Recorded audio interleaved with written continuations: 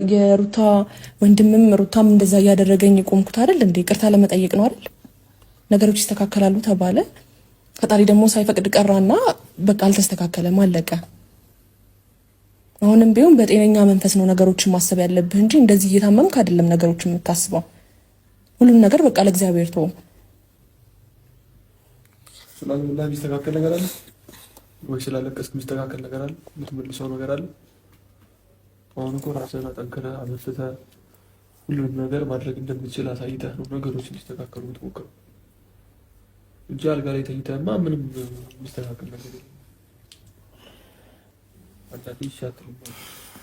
ስለዚህ አሁን ምግብ አልበላም ያልከውን ነገር ማንሳት አለብህ። በቃ ትንሽም ቢሆን ለግሮሮክ መብላት አለብህ። ምግብ ይዤ ልመጥቻለሁ። ትንሽም ቢሆን በልተህ መድኃኒትን ትወስዳለህ። ውሃ መታጠቢያ ላንጣጣ። እኔ ይቅርብኝ፣ እኔ ምግብ አልበላም። ሄርሚ በእግዚአብሔር ወደ ላይ ነው የሚለኝ። እና ታዲያ ቀን ሙሉ ሳትበላ ቀን ሙሉ ምግብ ሳትበላ እንዴት ነው የምትለው? አብሽ ለምን ነው ሰው የምታስቸግረው እንዴ? ይሄ ሁሉ ሰው ላንተ አይደል እንዴ ተጨነቀ ያለው? ቢያንስ ለኛ ብለህ ብላ። ሁለት ጉርሻ ከዛ በኋላ መድኃኒት እንዴ አላየህም? እንዴ ጨጓሬ እያመመኝ ነው። ትናንትና ቦሚት እያደረገኝ ነበረ። ስለዚህ ይቅርብኝ። እሺ ታዲያ በባዶ ሆድህ ነው የምትበላው? በባዶ ሆድህ ነው መድኃኒት የምትወስደው? እንዴ ቀኑ ሙሉ ኧረ በእግዚአብሔር አብርሃም፣ እኔ ክላንተ ብዬ አይደል እንደዚህ ይዘህ የመጣሁልህ? ሆነ አልፈልግም። አቤል ለኔ መብላት አልፈልግም። የምሬ ነው። እውነት ነው የምፈልገው። እሷ ታውቃለች እንዴ? ትናንትና ሁሉ ነገር አይታችሁ እንደገና ዛሬ ጨጓራ እያመመኝ ነው። አመሰግናለሁ።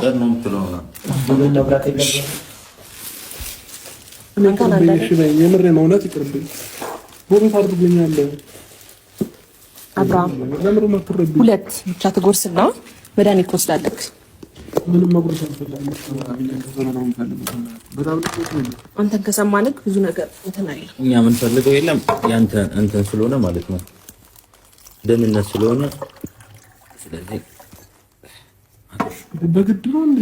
አዎ በግድ ነው። በቃ ሁለት ጉርሻ ሄርሚ ያልበላም ለመድኃኒት እንዲሆን ቢያንስ ያልበላም። የምር ነው። አብርሃም በእግዚአብሔር አታስቸግረኝ። ለአንተ ተጨንቄ ነው ምግብ እንኳን ሰርቼልክ የመጣሁት እንዴ።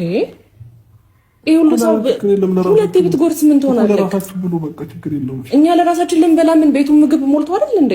እና ታዲያ ለምን ይዘሽ መጣሽ? ቤት ውስጥ ምግብ የለም እንዴ? ምግብ አለ፣ ግን በቃ አልበላም ብለሃል። እኔ ትበላለህ። በቃ ቢያንስ ሁለት ጉረስልኝና መድኃኒት ትወስዳለህ። ተጎዳለህ እኮ ጨጓራክም እኮ አለመብላትክ ነው የሚጎዳክ። መድኃኒቱም እኮ እየሰራ ያለው ነው። ለዛ ነው ራስህ ማይለቀህ ምግብ ስላልበላ። የትኛው መድኃኒት ነው ምግብ ሳትበላ ውሰድ የሚለው?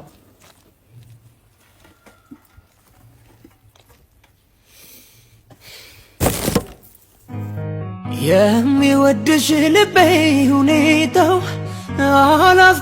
አላስቀምጥ ቢለኝ የወሰደሽ መንገድ ምናልባት የሚያደርሰኝ መስሎኝ ሲጨንቀኝ ዳገት ቁልቁለቱን ተማሰንኮት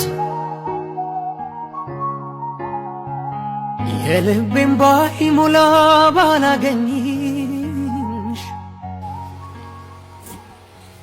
ብርሻ አንድ ጨምር ቢያንስ። ገና ምን በላክ እንዴ? ሁለት ሰው ሁለት እኮ ነው የጎረስከው።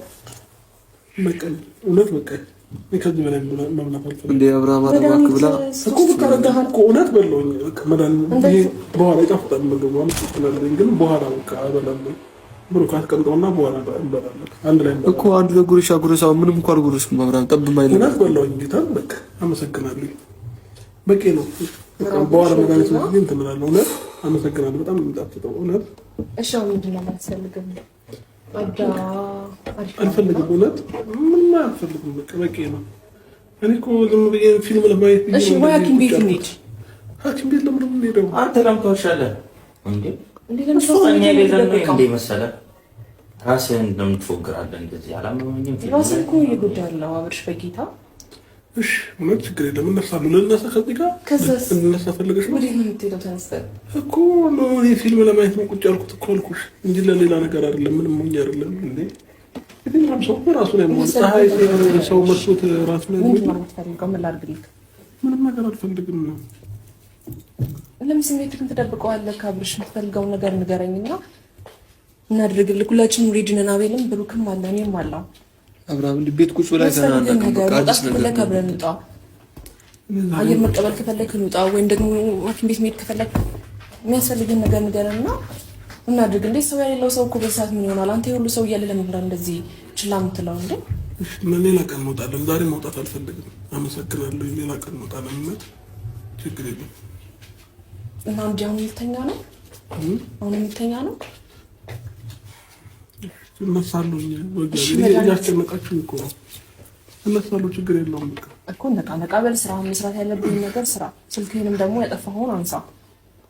እሺ ከፍተዋለሁ። ችግር የለም። እንደ ቤተሰብ ይጨነቃል አይደል እንዴ? በጋሽዬ ነው የምጠራለት። የምር በዙ ከቀጠል